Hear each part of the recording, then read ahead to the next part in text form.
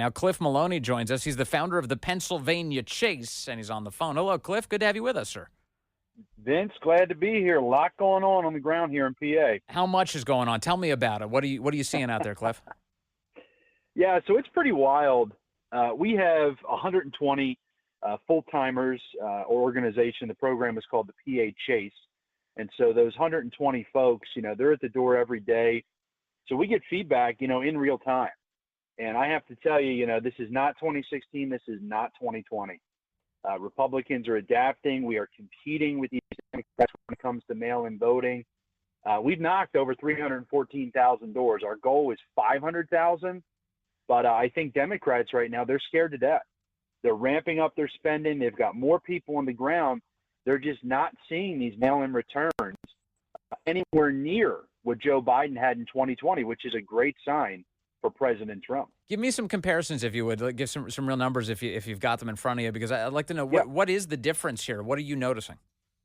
Yeah, so here's the drill, okay? Just so everybody fully understands it, in 2020, during COVID, they changed the rules in Pennsylvania. I'm from outside of Philly. I'm from Delaware County. Right. When I was growing up, you voted on Election Day, right? Yep. Now there's 50 days of voting. Okay, so ballots went out in Pennsylvania on September 16th. And here's the rundown on the math, okay? You have to request a ballot. So not everybody gets it. So there's two things you look at. You look at requests, and then you look at returns once they come back. Let me jump right to the returns, okay? If you look at 4 years ago, okay, Trump got roughly 20% of the mail-in votes compared to Biden's 80%, which is wild. I'm looking at all the mail-in voting. So 4 years ago, the GOP only had about 230 mail-in returns at this time. Today, for 2024, 230, literally just the number 230? Sorry, 230,000. Okay, I'm getting ahead of myself. Okay, good. Right now, we have 360,000.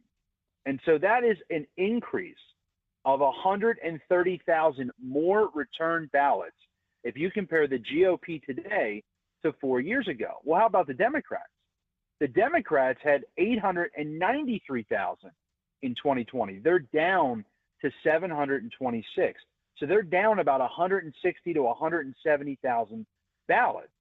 And Vince, I'll say this, we're not trying to win mail-in voting. We're not going to do that, right? But if we can take that 20%, and right now, instead of 20%, we're at 33%. If we can keep competing at that level, we win on November 5th, hands down. 33%. 33% meaning out of all the mail-in ballots that are in, 33% of them are for Republicans. Correct. Yep, compared to 20% 4 years ago, which is where we finished. And 33%, I was seeing some posts on social media about this. Is that the magic number that you're targeting, Cliff? That is it. Here's the breakdown, okay? Trump had roughly 20% of all mail-in votes in 2020, and he only lost the state by 80,000 votes.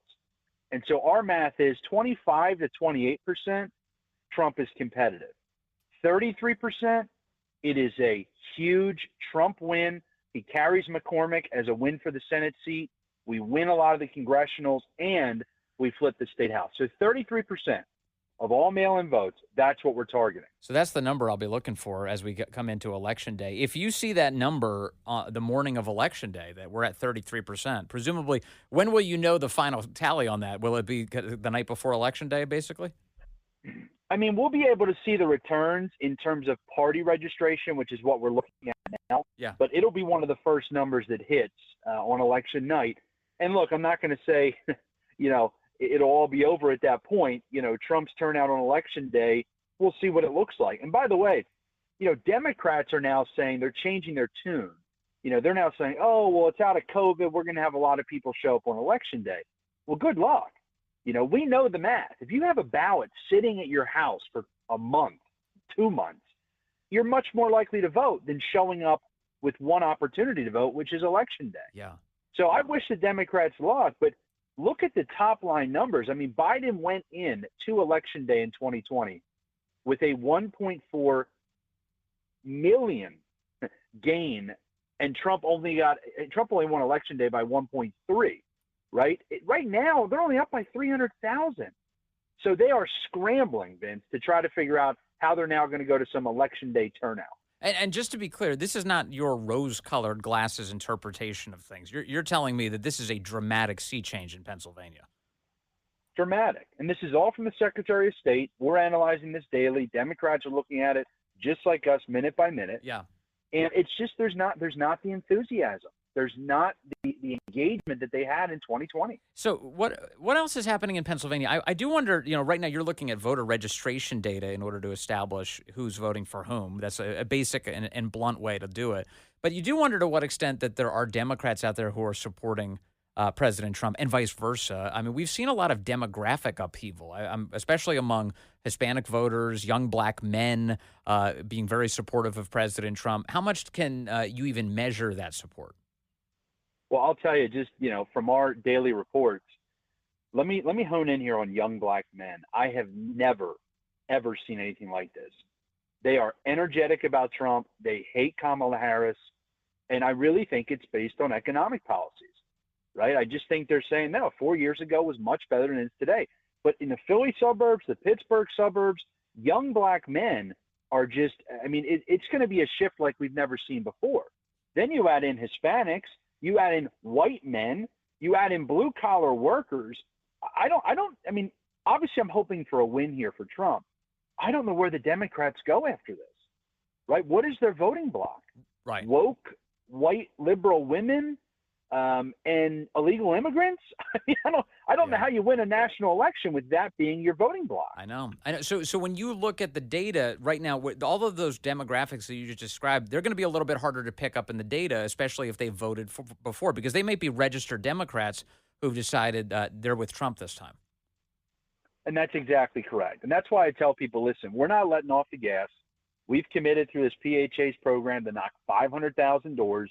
It doesn't matter how bad or how good the data looks, right? You got to go like you're down 10 votes the entire time. Yeah. And by the way, Vince, if anybody listening wants to come to PA, they can come out. We will house them. We'll give them gas cards.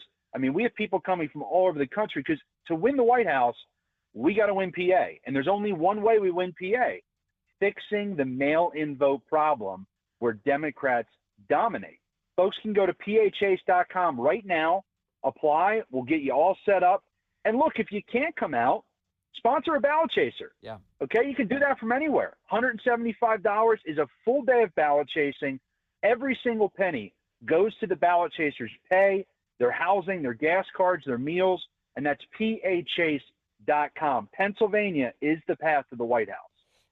I want to ask a question I'm sure is on the mind of many of our listeners about Pennsylvania. Back in the 2020 election, we saw a lot of shenanigans with the way the election was conducted. You mentioned that a moment ago, Cliff Maloney. And among the things that I'm thinking of are the ballot curing patterns. In other words, are voters sometimes allowed to change their vote after they've already submitted it, or the late ballots being accepted, and on and on and on. The kind of the unclear nonsense that took place in the Pennsylvania election 4 years ago. How are things different, if at all, today? Yeah, so when I first agreed to launch this PHA's program, that was one of the first things I looked at, was I don't want to do all this work and it's for nothing, right? So let me give you a couple bullet points. Number one, in 2022, the Supreme Court of PA solidified into law that a mail-in ballot had to be signed, had to be dated, and had to have a secrecy sleeve.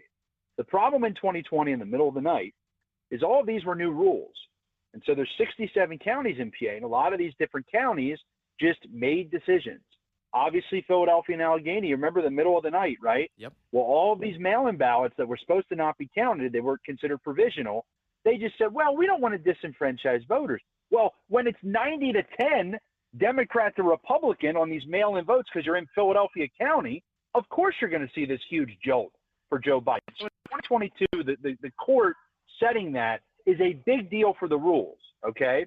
The second thing I'll tell you, for those thinking, well, Democrats, dead folks or people that have moved, ballots came back, there's 500,000 less Democrat mail-in ballot requests. So that's less ballots going out in Philly and Pittsburgh. You can't have a ballot come back that never got sent out, right? So they don't have the ballots that even if they wanted to be nefarious, the numbers aren't there. And they have to have 2020 numbers to be able to beat Trump because Trump support is only increasing. And so remember, This is 80,000 votes that we lost by. And Vince, what gives me hope, when you look back to 2020, 141,000 Republicans requested a mail-in ballot and never sent it back because we didn't chase them like the Democrats do, right? We didn't go to their door and say, Bob, you've got a ballot sitting there. Send it back now.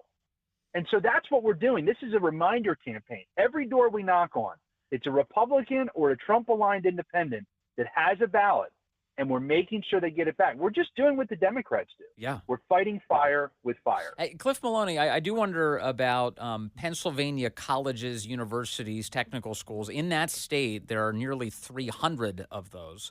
And students, when they live in a state like that, while they're going to school there, are allowed to register in that state and make that the state in which they vote. Are you chasing those votes by any chance?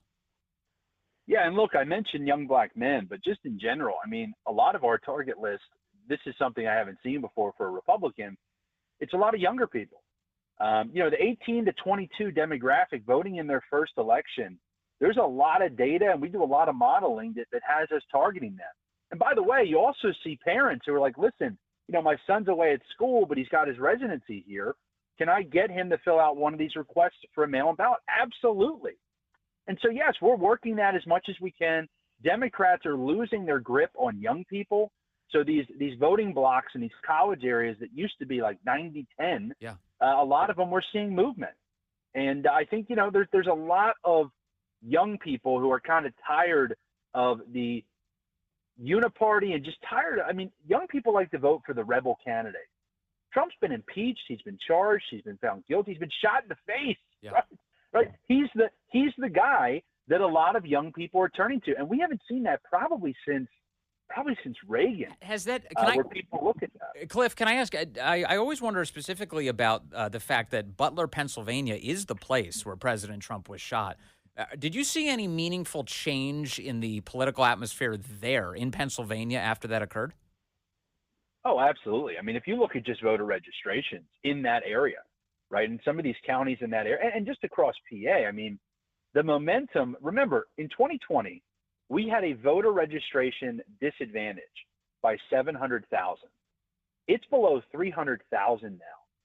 So I credit Butler for a lot of that. When you saw the spike after that of people switching from Democrat to Republican, the new requests for Republicans, we've outpaced Democrats pretty much every single time they released the data for the last 2 years. But it really saw an increase after the Butler shooting. And I think what people have to understand is it's Trump himself and people seeing the Biden-Harris economy, and you pair that with all these organizations like Turning Point Action, Early Vote Action with Scott Pressler, America First Works, and I got to give Laura Trump and Michael Watley so much credit. We all have full synergy. This is not 2020 where it was all in silos. Everybody's working together. I think that's why the registration numbers are moving our way. It's why the returns have gone up over 100,000 for Republicans compared to 4 years ago, because we're all singing from the same song sheet. Well, I'm glad you brought that up, because my final question for you, Cliff, was about that, the mechanics of the get out the vote effort between the right and the left. The media has been really trying to mock the right's get out the vote effort, saying that, the Trump campaign isn't doing it. They're shopping it to outside parties. It's really disorganized. And then they will crow that the left has a turnout machine, that the Democrats have a very finely tuned machine that's going to get all their people out. You just described the way the right is succeeding. How do you diagnose what the left is up to? Let them keep thinking that. Let the legacy media keep putting that out. It is completely false. I've never, look, I do door campaigns. Okay. We've been doing this for 6 years. We've knocked over 6 million doors. I've never had the support of the RNC, the presidential campaigns, the state GOPs, all these outside groups. This is the first time Republicans are doing it. And so Democrats hate that, right? They hate that we're playing in the sandbox because we've ignored this. This is the first year. I'm not going to defend what happened in 2020, and I was one of those people. I was like, vote on election day. It's the most secure, right? But you can't. You have to play the hand you're dealt. And so I think the media, they're really grasping at straws to try to figure out some way to stall momentum. but the numbers will do the talking on November 5th. I truly believe that. That's an encouraging assessment. I know a lot of people are concerned about that, and rightfully so. You're directing a lot of scrutiny at the RNC. We talked to Michael Watley just an hour ago, and he offered a lot of good advice, encouragement about the election integrity efforts, the get out the vote efforts. And Cliff, it's good to hear from on the ground in Pennsylvania that it's been some benefit. So I hope it means a big victory here coming up in just a few days. Thank you, Cliff. Really appreciate your time today, sir.